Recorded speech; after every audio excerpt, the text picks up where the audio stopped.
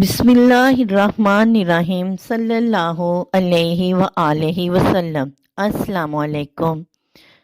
آج میں آپ کو ایک ایسا وظیفہ بتانے لگی ہوں جس کے کرنے سے اگر کسی نے کسی کا کوئی قرض وغیرہ دیا ہو تو وہ وظیفہ کرنے سے اس کا وہ قرض واپس کر دے گا۔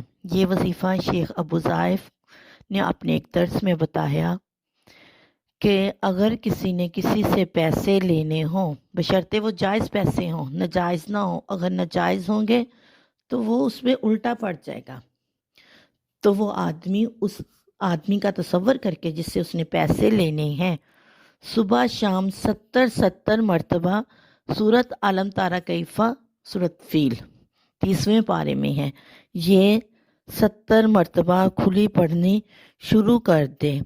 اس صورت کے پڑھنے سے اس کی برکتوں سے وہ آدمی پاؤں پڑھ کے پیسے واپس کر دے گا۔ اور اس کے ساتھ سورت انعام کی ایک آیت ہے فَاقُضِیَ دَابِرُ الْقَوْمِ الَّذِینَ ظَلَمُوا وَالْحَمْدُ لِلَّهِ رَبِّ الْعَالَمِینَ۔ اس آیت کو کھلا سارا دن پڑھنا ہے۔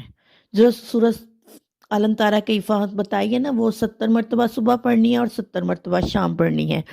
اس کے بعد سورۃ انعام کی جو آیت میں نے بتائی ہے فَقُضِیَ دَابِرُ الْقَوْمِ الَّذِینَ ظَلَمُوا وَالْحَمْدُ لِلَّهِ رَبِّ الْعَالَمِینَ، اس کو پڑھنے سے انتہائی ظالم دشمن سے انسان کو نجات ملتی ہے۔